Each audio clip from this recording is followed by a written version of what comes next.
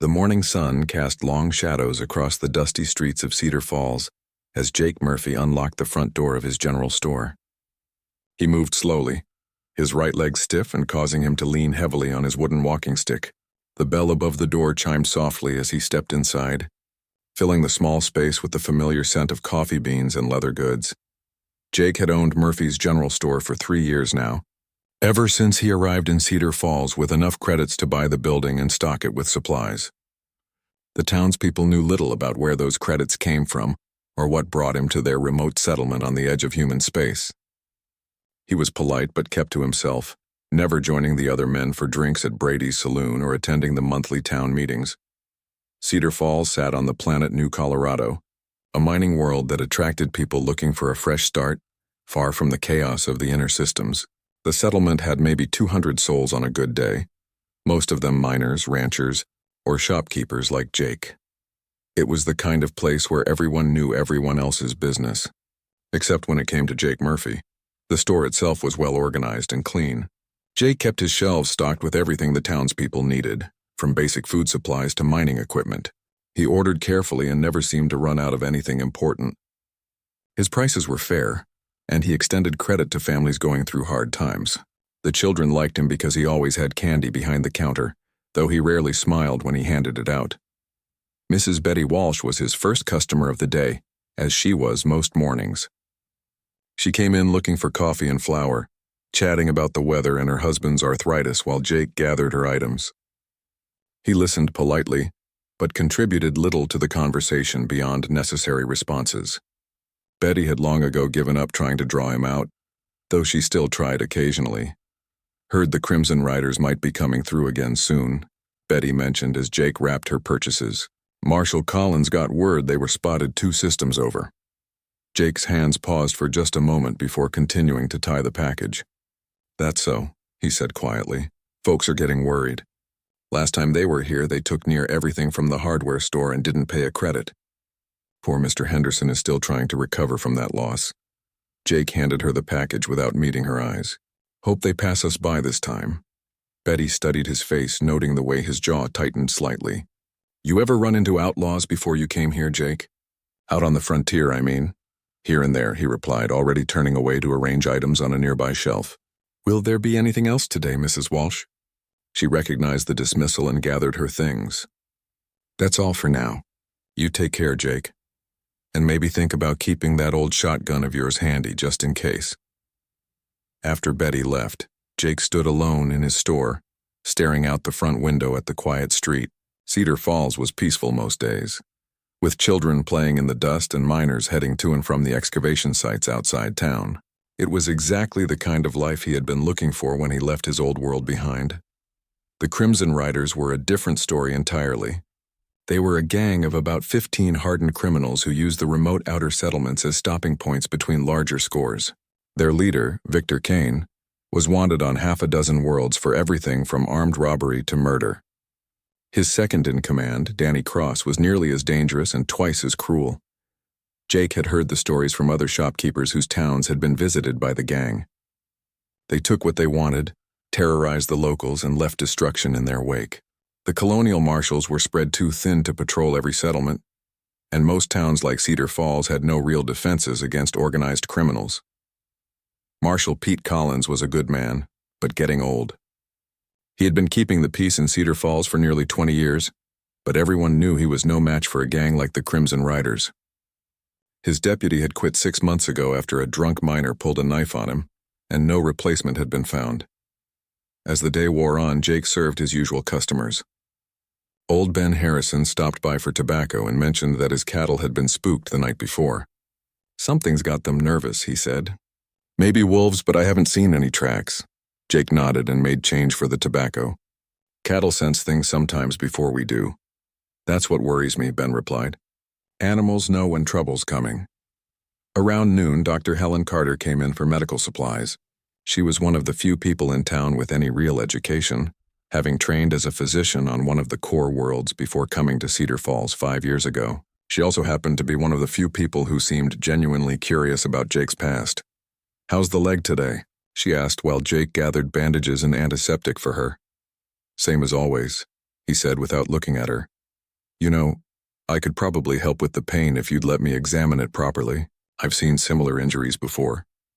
Jake's hand stilled for a moment. What kind of injuries? Combat injuries mostly, the kind soldiers get in bad situations. She watched his face carefully. The scarring pattern suggests military-grade medical treatment, the kind they use in field hospitals. Jake finished packing her supplies and set them on the counter. That'll be 47 credits. Dr. Carter paid but didn't leave immediately. Jake, I know you value your privacy, but if there's ever anything you want to talk about, I'm a good listener. Sometimes carrying heavy memories alone isn't healthy. Thank you, Doctor, but I'm fine. She studied him for another moment, noting the way he held himself despite the limp, the way his eyes constantly scanned the street outside, and the careful control in his voice. Take care of yourself, Jake. The afternoon passed quietly until Marshal Collins stopped by just before closing time. Pete was a tall, weathered man in his 60s with gray hair and tired eyes. He moved slowly but still wore his badge with pride. Jake, need to talk to you about something, Pete said. Settling into the chair Jake kept near the counter for elderly customers. What can I do for you, Marshal? Got word the Crimson Riders are definitely heading this way. Should be here within the week, maybe sooner. Pete's expression was grim. I'm going to try organizing some of the men, see if we can put together some kind of defense. Jake continued, wiping down the counter. That sounds like a good idea. I was hoping you might consider joining us. I know you're not much for fighting with that leg and all, but we could use every man we can get. I appreciate the thought, Marshal, but I don't think I'd be much help. Never been much of a fighter. Pete nodded, though he looked disappointed. I understand. Just thought I'd ask. He stood to leave, then paused. Jake, I don't know what brought you to Cedar Falls, and it's none of my business. But I get the feeling you've seen more of the galaxy than most folks around here. If you have any advice about dealing with men like Kane and his gang, I'd appreciate hearing it. Jake was quiet for a long moment, his hands stilling on the cloth. Sometimes the best defense is not being where they expect you to be. What do you mean by that? Nothing special, Marshal. Just an observation. Jake resumed cleaning. I hope you find enough volunteers. After Pete left, Jake locked up the store and climbed the narrow stairs to his small apartment above the shop. The space was spartanly furnished with just the essentials: a bed, a table, 2 chairs, and a small kitchen area. What wasn't visible was the false wall behind his bedroom closet, or the contents of the hidden room beyond it. Jake stood at his window, looking out at the quiet street as the sun set over Cedar Falls. In a few days, that peace would be shattered by the arrival of the Crimson Riders. The townspeople would suffer, Marshal Collins would be outgunned, and innocent people would be hurt or killed. He touched the wooden walking stick leaning against the wall beside him. 3 years ago, he had come to Cedar Falls specifically to escape violence and conflict. He had found the peace he was looking for in this small store, serving coffee and conversation to people who asked nothing of his past. But peace, Jake had learned, was often a temporary thing. And sometimes, no matter how far a man ran from his old life, that life had a way of finding him again. The Crimson Riders arrived in Cedar Falls on a Tuesday morning like a storm rolling across the desert. 15 riders on modified hoverbikes that kicked up clouds of red dust as they roared down the main street. The sound of their engines echoed off the buildings, causing shopkeepers to peer nervously from their windows and mothers to pull their children indoors. Victor Kane rode at the front of the group, a tall man with black hair and cold blue eyes. His face bore scars from a dozen fights, and his reputation for cruelty was known across 3 star systems. He wore expensive leather gear taken from previous victims, and twin plasma pistols hung at his sides. Behind him rode Danny Cross, younger but no less dangerous, with the nervous energy of a man who enjoyed causing pain. The gang pulled up in front of Brady's saloon and dismounted with the casual arrogance of men who had never met serious resistance. Several townspeople watched from doorways and windows as the outlaws stretched and laughed among themselves. Kane surveyed the settlement with the calculating gaze of a predator sizing up prey. Looks like this place has gotten a bit more prosperous since our last visit, Kane said to Cross. I count at least 3 new businesses and some fresh construction. More for us to collect from, Cross replied with a grin. These frontier folk are always so grateful for our protection services. Jake Murphy watched from his store window as the outlaws spread out through the town. He had been expecting this day since Marshal Collins's warning. But seeing the gang in person brought back memories he had tried to bury. These men moved with the confidence of predators who had never encountered anything more dangerous than frightened shopkeepers and old lawman. Kane and 3 of his men entered Brady's saloon while the others took positions around town. Jake could hear shouting from inside the saloon, followed by the sound of breaking glass. Tom Brady, the owner, was a good man with a wife and 2 young children. Jake's jaw tightened as he imagined what was happening inside.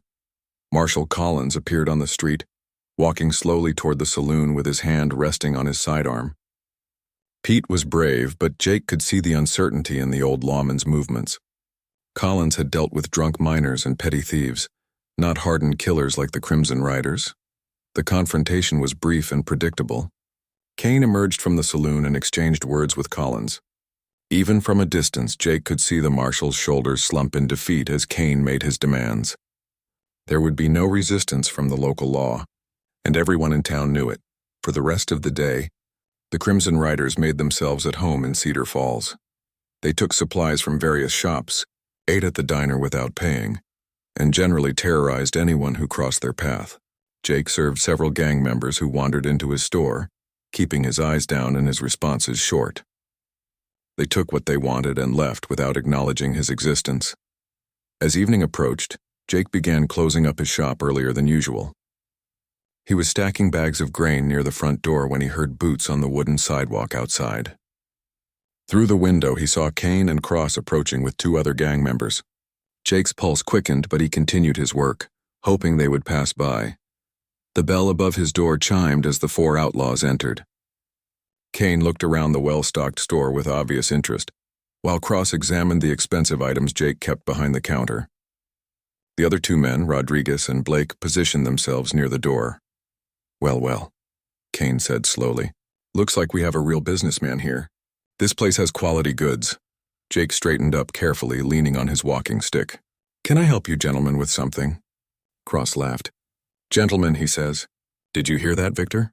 This cripple thinks we're gentlemen. Kane circled behind Jake, forcing him to turn awkwardly to keep the gang leader in sight. What's your name, shopkeeper? Jake Murphy. Jake Murphy, Kane repeated thoughtfully. And how long have you been running this little operation, Jake? About 3 years. 3 years. That's interesting. Kane picked up an expensive piece of mining equipment and examined it. You know, Jake, this is quality merchandise. Military-grade power cells, advanced communication equipment, high-end medical supplies. Makes a man wonder how a simple shopkeeper on a backwater planet gets access to such things. Jake said nothing, his knuckles white where he gripped his walking stick. Cross moved closer, his eyes gleaming with malicious intent. I think our friend Jake here is hiding something, Victor. Maybe he's not as simple as he pretends to be. Could be, Kane agreed. Or maybe he's just a lucky businessman who doesn't know his place yet. He set down the equipment and turned to face Jake directly. See, Jake, we provide protection services to settlements like this one. It's expensive work keeping outlaws and raiders away from peaceful folk. I understand, Jake said quietly. Do you? Good. Then you'll understand why we need to collect our fees. Kane gestured around the store. This place represents a significant investment. It would be a shame if something happened to it. Cross stepped forward until he was standing directly in front of Jake. You know what I think, cripple? I think you've been living too easy out here. Soft life, soft hands, soft spine. He reached out and flicked Jake's walking stick. What happened to your leg anyway? Born broken? Or did someone teach you a lesson you never forgot? Jake's voice remained steady. Mining accident, Cross repeated mockingly. How convenient. Bet it hurts when the weather changes, doesn't it? Without warning, he shoved Jake hard in the chest. Jake stumbled backward, his bad leg unable to support his weight properly. He fell against a shelf, sending several items crashing to the floor. His walking stick clattered away across the wooden planks. Oops, Cross said with false concern. Clumsy of me. Better pick that up before someone trips over it. Kane and the others laughed as Jake slowly lowered himself to his hands and knees to retrieve his walking stick. The position was deliberately humiliating, forcing him to crawl like an animal while the outlaws stood over him. Cross kicked at the stick, sending it skittering further away each time Jake reached for it. You know what I think, boys? Cross called out. I think our friend Jake needs to learn some respect. Maybe if he asks real nice, we'll let him have his stick back. Jake crawled after the walking stick while dirt from Cross's boots rained down on his back. Through the store window, he could see several townspeople watching from across the street. Mrs. Walsh stood in her doorway with her hand over her mouth. Dr. Carter was visible in the window of her clinic, her face tight with anger and helplessness. "Please," Jake said quietly, reaching for his walking stick. "I need it to stand." "Louder," Kane commanded. "I don't think everyone heard you. Please, I need my walking stick." Cross laughed and kicked more dirt at Jake. "That's better. See how easy it is when you remember your manners?" Finally, Jake managed to grab his walking stick and slowly pulled himself to his feet. His face was flushed with humiliation, but his eyes remained downcast. The outlaws gathered around him, clearly enjoying his discomfort. "Now that we understand each other," Kane said, "let's talk about your contribution to our protection fund. I'm thinking this nice store of yours can afford to be generous." Jake nodded without raising his eyes. "What do you need?" "Everything good. Food, supplies, ammunition if you have it. Medical gear, definitely." Kane gestured to his men. "Load up whatever looks useful, and Jake, next time we come through, I expect an even warmer welcome." The outlaws spent the next hour taking whatever they wanted from Jake's carefully organized inventory. They made messes deliberately, scattering goods and tracking mud across his clean floors. Jake stood silent throughout it all, leaning on his walking stick and watching his livelihood being destroyed. As they prepared to leave, Cross turned back to Jake with a cruel smile. "You know what, cripple? I like you. You know your place. When we come back through in a couple weeks, maybe I'll let you shine my boots." Kane laughed and clapped Cross on the shoulder. "Don't be too hard on him, Danny. Poor man's just trying to make an honest living." He looked directly at Jake. "Aren't you, Jake?" "Yes, sir. Good man. See you soon." The outlaws left the store laughing and joking among themselves. Jake stood alone among the scattered remains of his merchandise, still gripping his walking stick with white knuckles. Through the window he watched them mount their hover bikes and ride toward the saloon, where they would likely spend the evening drinking and terrorizing other townspeople.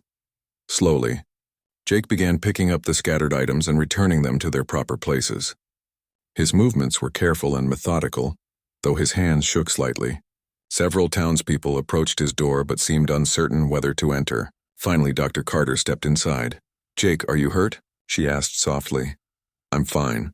That was completely unnecessary. What they did to you was cruel and cowardly."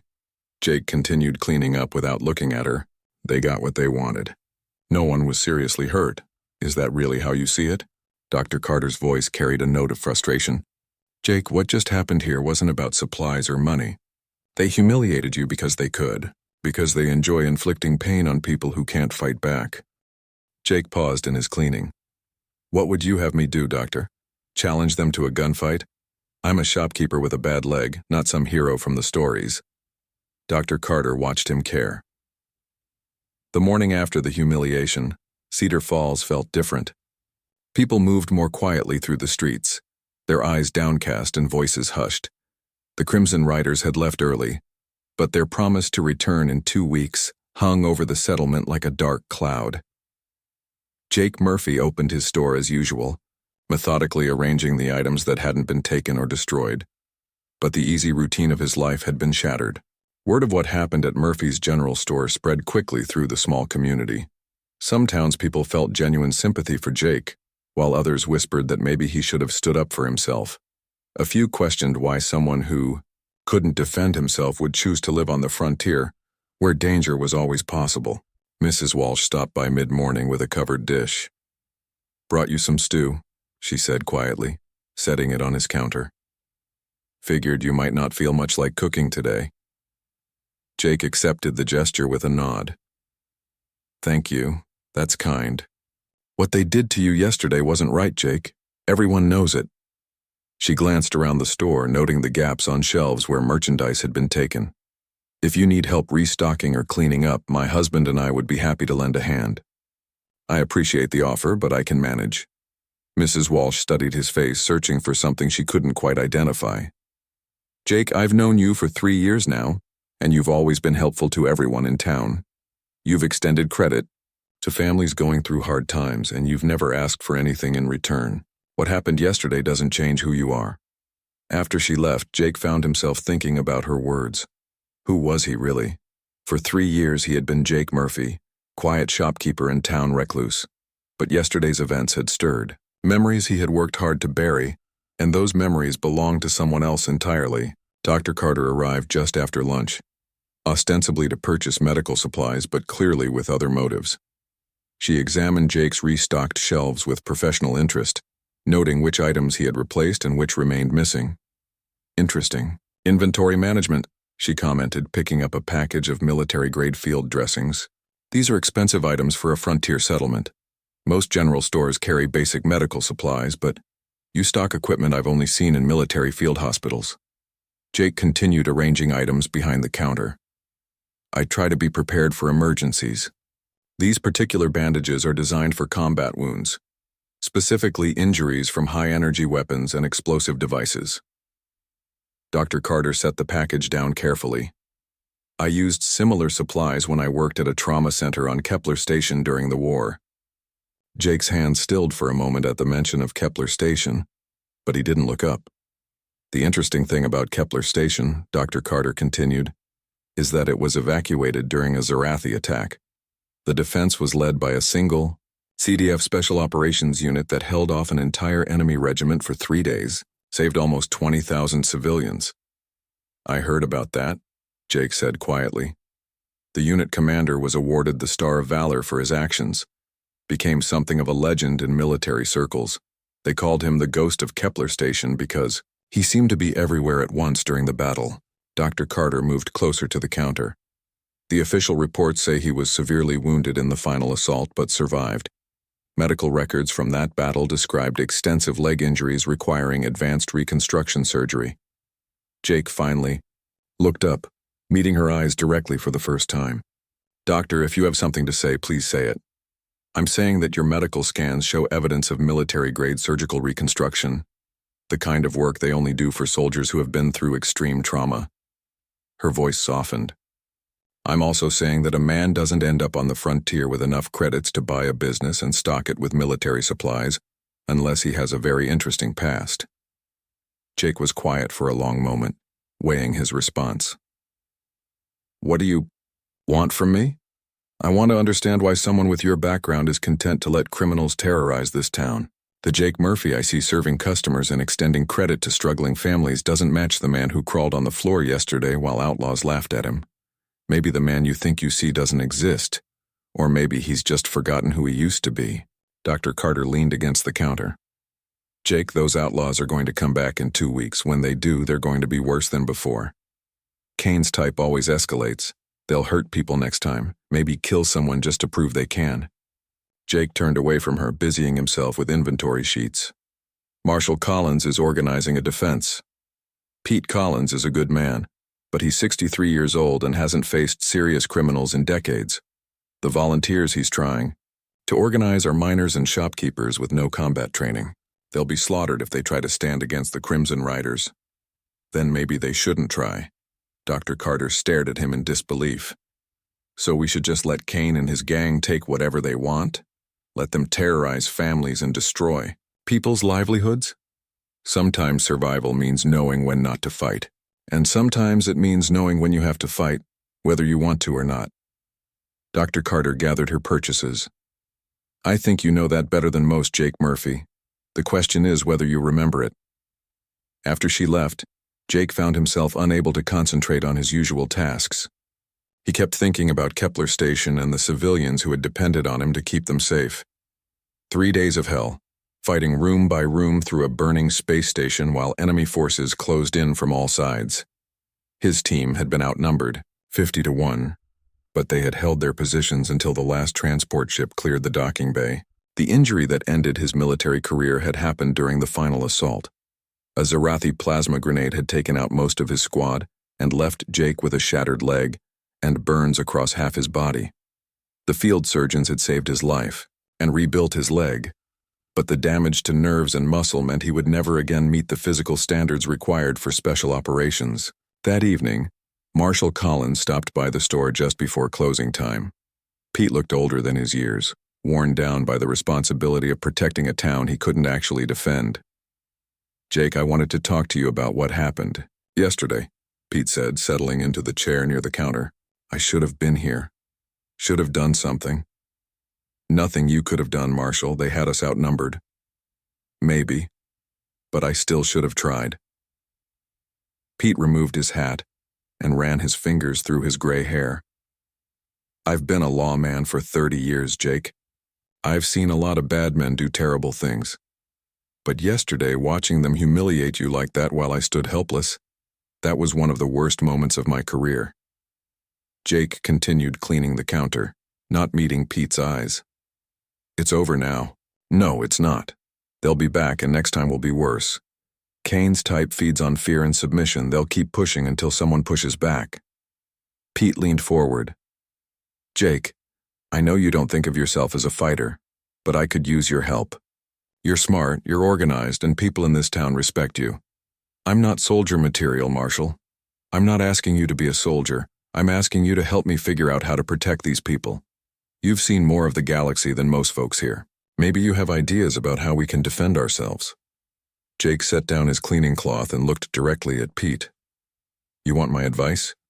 Run. Pack up your families and leave before they come back. Find a new settlement somewhere they've never heard of. Pete's face fell. Jake, this is our home. These people have invested everything they have in building lives here. You can't just ask them to abandon it all. Better to lose your investment than your life. Is that what you did? When things got bad wherever you came from, did you just run? The question hit Jake like a physical blow. He had run, in a way. When the CDF medically discharged him and he couldn't cope with civilian life, he had fled to the frontier rather than face his limitations. But that wasn't the whole truth, and Pete's words forced him to confront the reality he had been avoiding. Marshall, I came to Cedar Falls because I wanted peace. I wanted a quiet life where no one asked anything of me except fair prices and good service. For 3 years I've had that life. And now? Jake was quiet for a long moment. Now I'm learning that peace isn't something you can just decide to have. Sometimes it has to be earned. Pete stood to leave, then paused at the door. Jake, I don't know what brought you to our town, and I won't pry into your past. But I will say this. Yesterday, when those outlaws were humiliating you, I saw something in your eyes that didn't match what was happening to your body. For just a moment, you looked like a man who was calculating rather than suffering. After Pete left, Jake climbed the stairs to his apartment and stood at his window overlooking the main street. Cedar Falls was quiet now, with most families settled in for the night. In 2 weeks, the Crimson Riders would return, and this peaceful scene would be shattered by violence and fear. Jake walked to his bedroom closet and pushed aside the hanging clothes to reveal a hidden pain. 3 days after the Crimson Riders left Cedar Falls, Dr. Helen Carter made her decision. She'd spent years learning to read people, first during her medical training and later through her practice on the frontier. Something about Jake Murphy didn't add up. And the more she thought about yesterday's humiliation, the more convinced she became that the quiet shopkeeper was hiding something significant. She found Jake in his store late that afternoon, methodically checking inventory and making notes on a clipboard. The afternoon light streaming through his windows highlighted the careful precision of his movements, the way he seemed to catalog everything with military efficiency, despite his apparent disability. Jake, we need to talk, she said, locking the front door behind her and flipping the sign to closed. Jake looked up from his clipboard, noting her serious expression and the deliberate way she had secured the store. About what, Doctor? About who you really are. Dr. Carter moved to stand directly in front of his counter. I've been doing some research since our last conversation, and I think I know why you have access to military-grade medical supplies and equipment worth more than most people see in a lifetime. Jake set down his clipboard carefully. I told you before, I try to be prepared for emergencies. Commander Jake Murphy, CDF Special Operations Omega Battalion, Dr. Carter said quietly. Distinguished Service Cross, Silver Star, and the Star of Valor for actions at Kepler Station. Medically discharged 3 years ago after sustaining severe injuries during the Battle of Proxima Ridge. Jake's face went completely still, all expression draining from his features. I think you have me confused with someone else. Do I? Because the medical records I accessed describe surgical reconstruction identical to what I see in your scans. The same injury patterns, the same advanced treatment protocols, even the same surgical signatures from the team that worked on you. Doctor, Accessing military medical records is a serious crime. So is lying about your identity when people's lives are at stake. Dr. Carter's voice hardened. Jake, I worked trauma surgery during the Zarathi War. I treated soldiers who came back from missions that officially never happened. I know what combat injuries look like, and I know what kind of man survives the things you've survived. Jake was quiet for a long moment, his hands resting flat on the counter. What do you want from me? I want to know why the hero of Kepler Station is content to let criminals terrorize innocent people. I want to know why a man who once held off an entire enemy regiment is willing to crawl on the floor while outlaws laugh at him. Jake's jaw tightened. That man doesn't exist anymore, doesn't he? Because when Kane's men were humiliating you, I was watching from my clinic window. For just a moment, when Cross kicked your walking stick away, I saw something in your face that had nothing to do with fear or helplessness. You were measuring distances and calculating angles like a man planning a counterattack. You're imagining things. Dr. Carter reached into her bag and pulled out a data pad, setting it on the counter between them. These are casualty projections for what will happen when the Crimson Riders return. Based on their previous behavior patterns and escalation tendencies, I estimate they'll kill at least 3 people and seriously injure a dozen more. The families with children will suffer the worst because predators like Kane enjoy terrorizing the helpless. Jake glanced at the data pad but didn't pick it up. Marshal Collins is organizing a defense. Pete Collins is a good man, but he's not a soldier. The volunteers he's training are brave but untrained. They'll die heroically and accomplish nothing except giving Kane more victims to terrorize. Dr. Carter leaned forward. But you could change that. The man I think you are could save every life in this settlement. The man you think I am got his entire squad killed on Proxima Ridge. The man I think you are saved 3 colony worlds and 26,000 civilians at Kepler Station. He held impossible positions against overwhelming odds and brought most of his people home alive. Dr. Carter's voice softened. Jake, what happened on Proxima Ridge? Jake was quiet for so long that Dr. Carter began to think he wouldn't answer. When he finally spoke, his voice was barely above a whisper. We were sent to destroy a Zarathi supply depot that was feeding their advance into the Proxima system. Intelligence said it was lightly defended, maybe a company of enemy troops. We went in with a 12-man team expecting a quick strike mission. Jake walked to the window, staring out at the street without really seeing it. Intelligence was wrong. It wasn't a supply depot, it was a major staging area for their next offensive. 3 full regiments, heavy weapons, air support. We walked into a trap. What did you do? What I was trained to do. I called for extraction and tried to get my people out alive. Jake's hands clenched into fists. But the enemy had jammed our communications and their air cover made extraction impossible. We were cut off and surrounded. Dr. Carter waited, sensing there was more to the story. My team looked to me for answers. These were good soldiers, the best humanity had to offer, and they trusted me to find a way out. So I made a decision. Jake's voice grew harder. The supply depot was real, just much better defended than we expected. If we could destroy it, we could cripple the Zarathi offensive and save millions of lives on the colony worlds. So you attacked. I led my team into a battle we couldn't win against odds that should have killed us all. We held that depot for 18 hours while CDF reinforcements fought their way to our position. In the end, we accomplished the mission. The Zarathi offensive collapsed and 3 colony worlds remained free. Jake turned away from the window to face Dr. Carter directly. But 11 good soldiers died following my orders. 11 men and women who trusted me to bring them home safely. I was the only one who survived, and I only lived because Sergeant Williams threw himself on a plasma grenade that would have finished me off. Jake, that's not failure. That's heroism. You saved 3 worlds. I got my people killed. Jake's voice was flat and emotionless. Every night for 3 years I've seen their faces. I've wondered if there was another way, some tactical option I missed that could have saved them. The answer is always the same. I made the best decision I could with the information I had, and it got the people who trusted me killed. Dr. Carter studied his face, seeing the weight of survivor's guilt that had driven him to the frontier. Is that why you came to Cedar Falls? To hide from the responsibility of command? I came here to live quietly and never again be in a position where other people's lives depended on my decisions. Jake returned to the counter, his movements stiff with old pain. For 3 years it worked. I sold supplies, made change, and went to bed each night knowing that no one had died because of my choices. And now you're asking me to become that man again, To take responsibility for the lives of everyone in this settlement, to make decisions that could get good people killed. Jake met her eyes. What if I'm wrong again, Doctor? What if the plan fails and innocent families die because Jake Murphy thought he could play soldier one more time? Dr. Carter was quiet for a moment, understanding finally dawning. You're not afraid of the Crimson Riders, are you?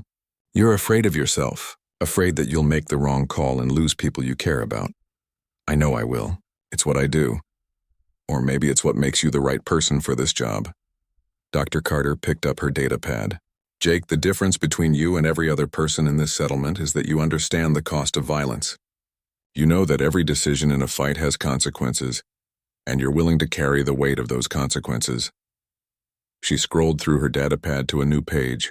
These are population records for the 3 colony worlds you saved on Proxima Ridge.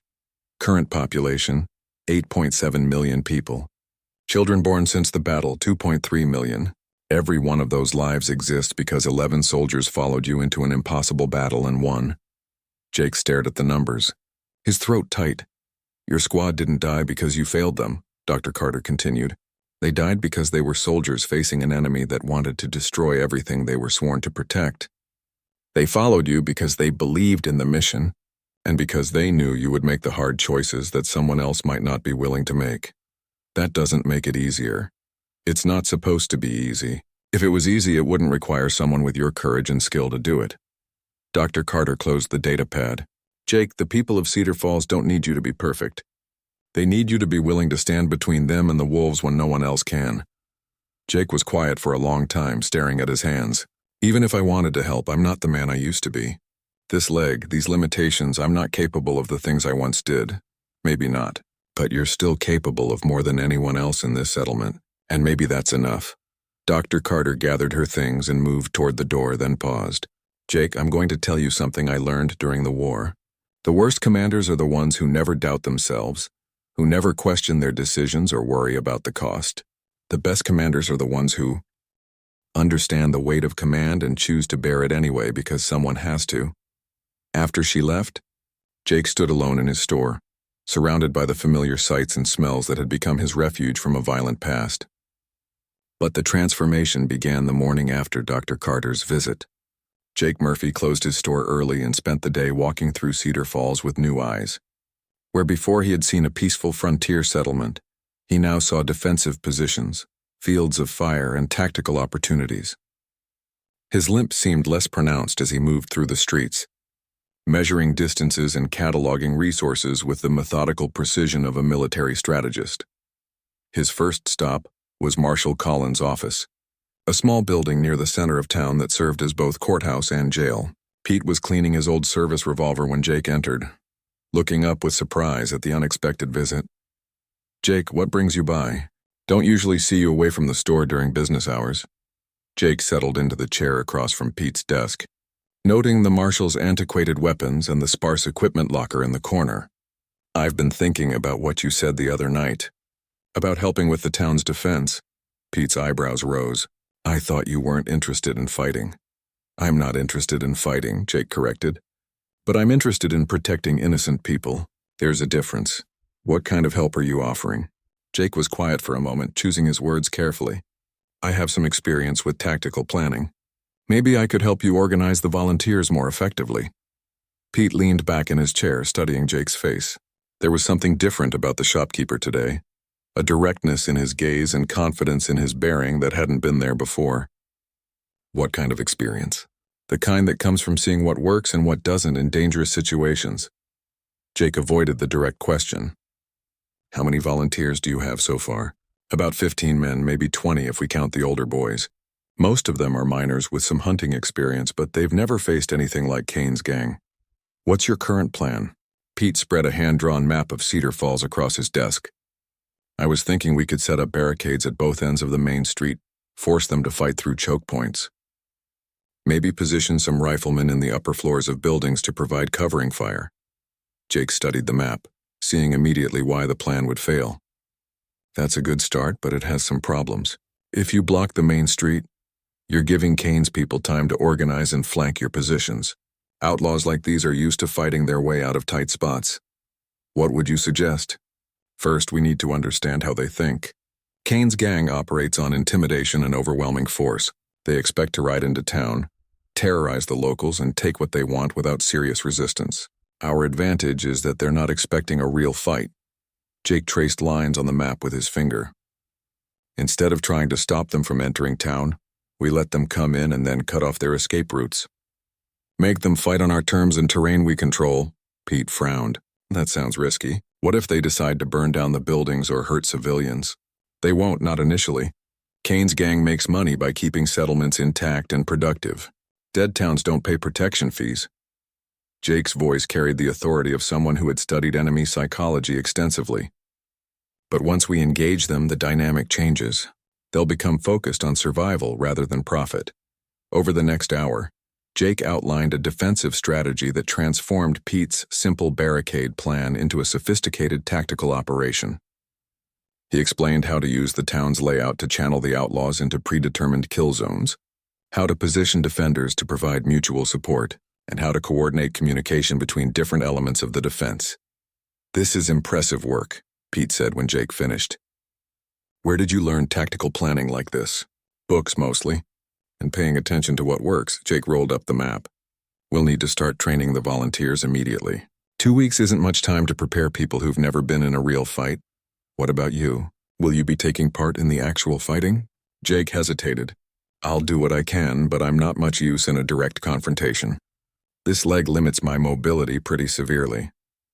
Pete nodded, though something in Jake's tone suggested there was more to the story. "Well, having someone who can plan and coordinate will be a big help. These folks need leadership, and you seem to know what you're talking about."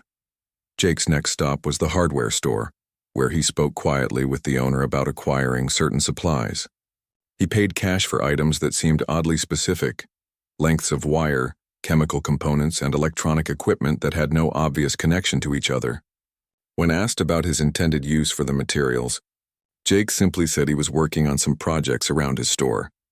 That afternoon, Jake began visiting families throughout Cedar Falls. His approach was careful and methodical, starting with people he knew well and gradually expanding his circle. At each stop, he offered practical advice about protecting loved ones and preparing for trouble. Mrs. Walsh received detailed instructions about creating a secure room in her house where she and her husband could wait out any violence. "Stock it with water and medical supplies," Jake advised. "If shooting starts, get inside and stay there until Marshal Collins gives the all clear." To families with children, he provided escape routes and rally points outside town, where they could gather if evacuation became necessary.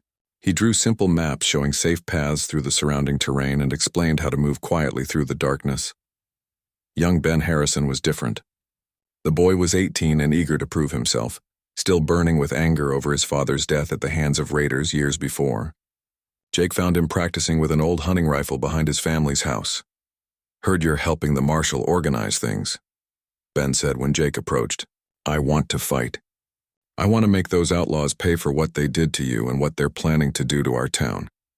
Jake watched the boy's stance and grip, noting the enthusiasm, but also the lack of real training. "Fighting isn't about anger, Ben. It's about discipline and preparation. Angry fighters make mistakes that get themselves and others killed. So teach me not to make mistakes." Jake considered the request. Ben was young but strong, and his motivation was personal rather than just adventurous. More importantly, he was one of the few volunteers who might actually be capable of following orders under pressure. "If I'm going to train you, you do exactly what I say. When I say it, without question. No heroics, no personal vendettas, just following the plan. Can you handle that?" "Yes, sir."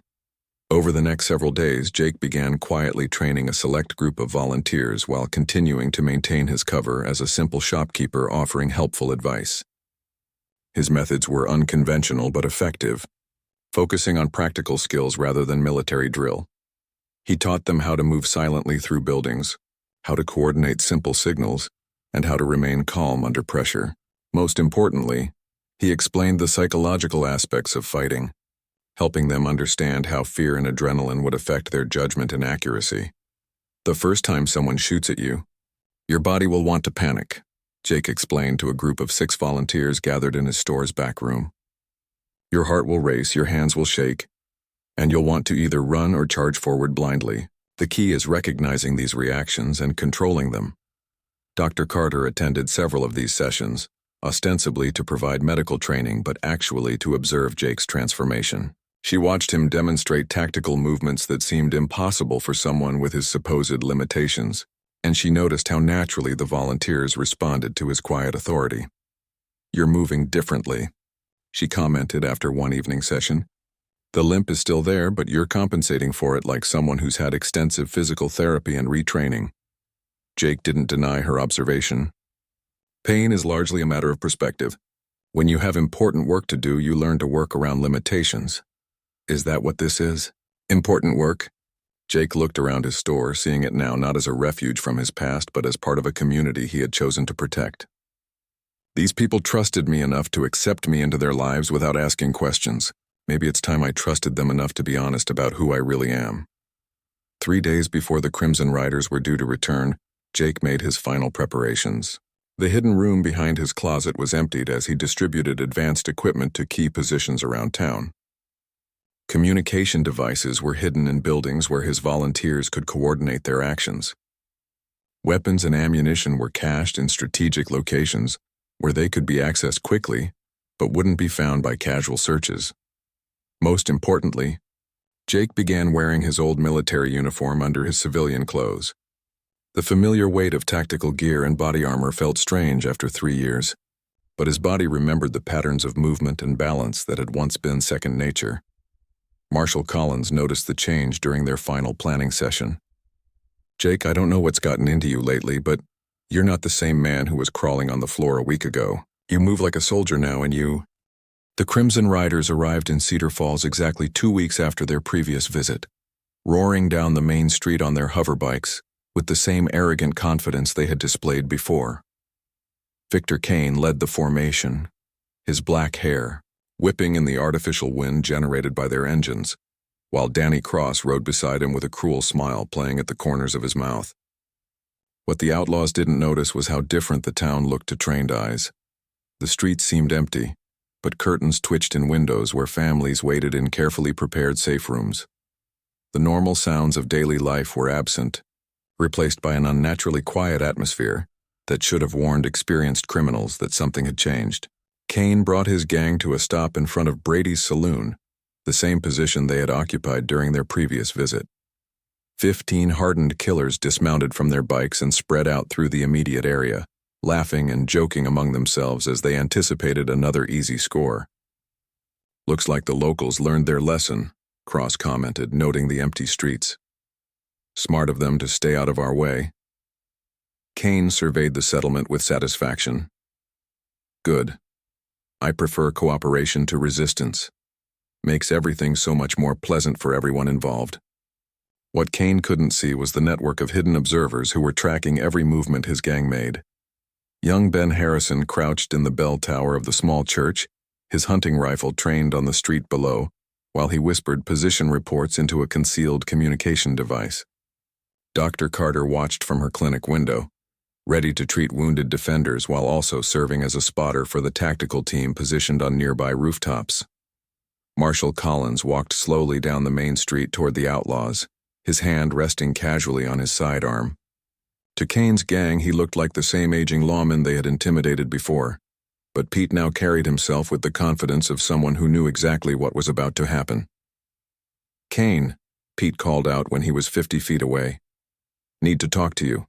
The outlaw leader turned with amusement. "Well, if it isn't the local law, come to welcome us back to your lovely settlement, Marshal? Come to give you one chance to leave peacefully." Cross laughed loudly. "Did you hear that, boys? The old man wants us to leave. Maybe he hasn't learned his lesson about who's in charge around here." Kane held up a hand for silence, studying Pete's face with new interest.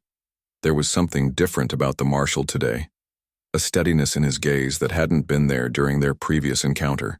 "That's an interesting proposition, Marshal, but I'm afraid we have business to conduct in your town, starting with a visit to our friend the shopkeeper.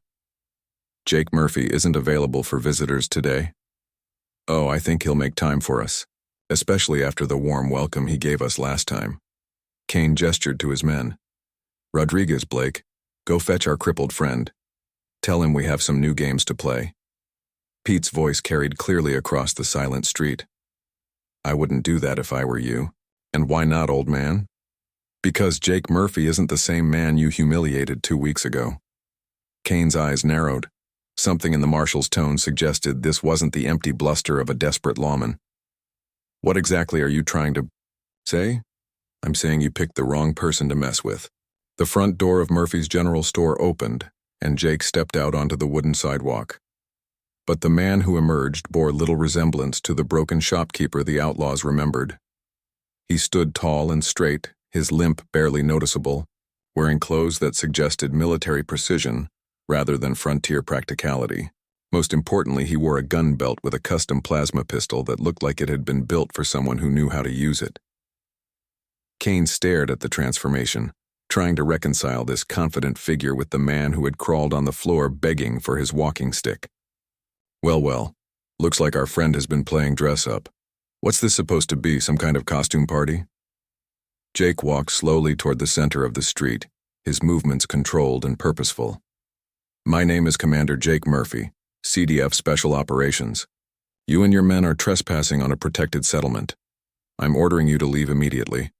Cross burst into laughter. Did you hear that, Victor? The cripple thinks he's a soldier now. Maybe we should have some fun with his new uniform before we tear it off him. Kane was less amused.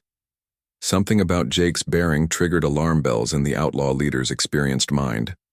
The man moved like a professional, and there was a cold calculation in his eyes that hadn't been there during their previous encounter. Commander Murphy, Kane said mockingly. That's quite a promotion from shopkeeper. Tell me, Commander, what exactly do you think you're going to do against 15 armed men? Whatever it takes to protect these people.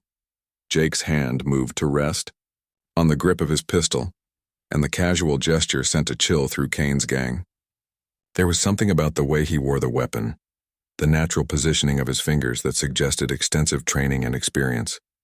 This is your last warning. Jake continued. Mount up and ride out or face the consequences of your actions. Cross stepped forward, his own weapons ready. I think you've forgotten what happened the last time we met, cripple. Maybe you need another lesson in respect. The only lesson here is the one you're about to learn. What happened next took place in the span of 3 seconds, but would be remembered by the witnesses for the rest of their lives. Cross reached for his pistol with the confident speed of a man who had won dozens of gunfights, his hand moving in the practiced blur that had made him Kane's most feared lieutenant. Jake's response was inhuman. His custom plasma pistol cleared, leather and fired before Cross's weapon had moved 6 inches from its holster. The precise shot struck Cross's gun hand, destroying his weapon and sending him stumbling backward with a cry of pain and shock. Before any of the other outlaws could react, Jake had shifted his aim to Kane's position. His second shot, fired less than 2 seconds after the first, struck the outlaw leader's weapon as Kane tried to draw it, destroying the expensive plasma pistol and leaving the gang leader standing empty-handed in the middle of the street.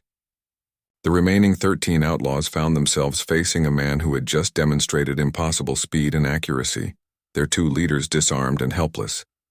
Several reached for their own weapons, but Jake's voice stopped them cold. Next man who draws on me dies.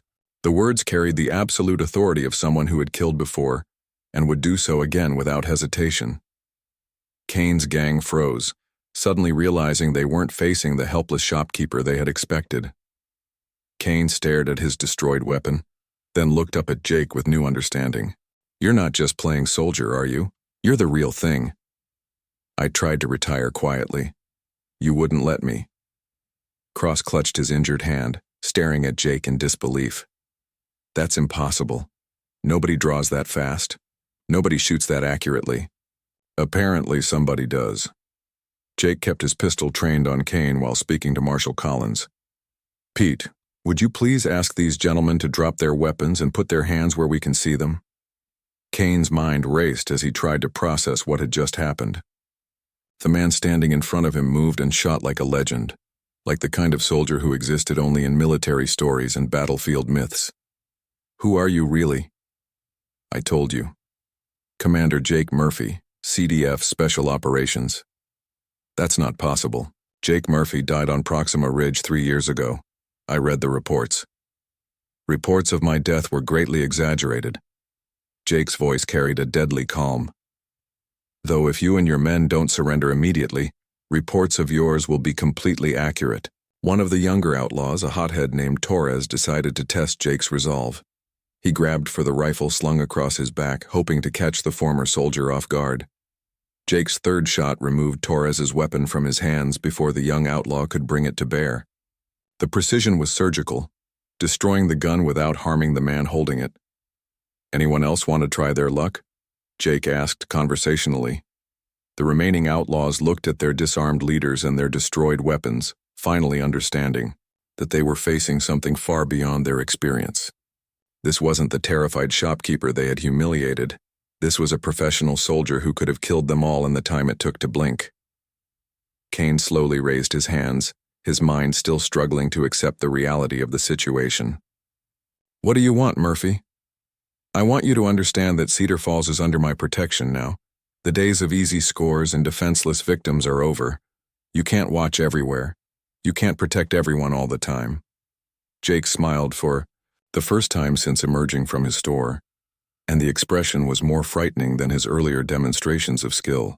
Who says I'm working alone? At that signal, armed figures appeared in windows and doorways throughout the settlement. Ben Harrison stood up in the church bell tower, his rifle clearly visible against the sky. Dr. Carter stepped onto the porch of her clinic, holding a military-grade assault weapon with obvious familiarity. Marshal Collins drew his own sidearm, moving with the confidence of someone who knew backup was available. Kane looked around the settlement with growing alarm, realizing that what he had Ken for a helpless frontier town was actually a carefully prepared military position. This isn't what Kane didn't realize as he ordered his men to surrender, was that Jake Murphy had spent 3 years studying the Crimson Riders and gangs like them. The former commander knew that men like Kane didn't give up easily, and that desperate criminals often made irrational decisions when cornered. Jake's tactical mind was already calculating the next phase of the engagement, even as the outlaws began dropping their weapons. Cross, still clutching his injured hand, looked at his leader with disbelief. Victor, we can't just give up to this cripple and a bunch of farmers. There's only one of him. Did you miss the part where he shot 3 weapons out of our hands before we could blink? Kane replied through gritted teeth. So he's fast, big deal. There's still 13 of us left, and these townspeople aren't soldiers. Cross gestured wildly with his good hand. We rush him all at once, someone's bound to get through. Jake heard the exchange and recognized the dangerous moment when pride overcame common sense. He had seen it happen countless times during the war. Defeated enemies who chose desperate last stands over rational surrender. Kane, Jake called out, his voice carrying the authority of command. Control your man or I'll do it for you. But Cross was beyond reason, his humiliation and pain driving him toward a fatal decision. I'm not taking orders from some broken-down has-been who got lucky with a fast draw. Cross lunged toward the nearest dropped weapon, a plasma rifle that had belonged to Torres. His movement triggered exactly the kind of chaotic response Jake had been expecting. Several other gang members, seeing their lieutenant make a play, decided to follow his lead. What followed was a masterpiece of tactical precision that would have impressed Jake's old instructors at the CDF Academy. Instead of trying to engage multiple targets simultaneously, Jake used the town itself as his ally. His first shot struck a concealed charge he had planted near the outlaws' hoverbikes, triggering an explosion that destroyed their means of escape while creating a wall of smoke and debris. The blast also activated hidden devices throughout the settlement, filling the air with a low electronic hum that jammed the outlaws' communication equipment. Cross, still reaching for the dropped rifle, found himself suddenly blind in the smoke and deaf from the explosion. He never saw Jake moving through the chaos with the fluid grace of someone who had fought in urban environments across a dozen worlds.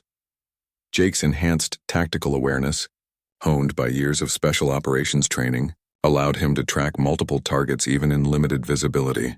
He moved through the settlement like his old nickname suggested, a ghost who struck without warning and vanished before his enemies could respond.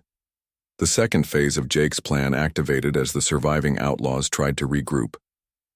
Hidden charges throughout the town created corridors of fire and smoke that channeled the criminals into predetermined kill zones where Jake's volunteers were waiting in concealed positions. Ben Harrison, following Jake's earlier training to the letter, waited until Rodriguez stumbled into his assigned zone before firing a precise shot that disarmed the outlaw without causing permanent injury. Dr. Carter, using medical knowledge to target non-vital areas, disabled Blake with a shot to the shoulder that would heal cleanly, but immediately ended his ability to fight. The psychological effect was devastating. The Crimson Riders found themselves facing an enemy who seemed to anticipate their every move, who struck from unexpected angles, and who demonstrated the kind of tactical coordination they had never encountered before.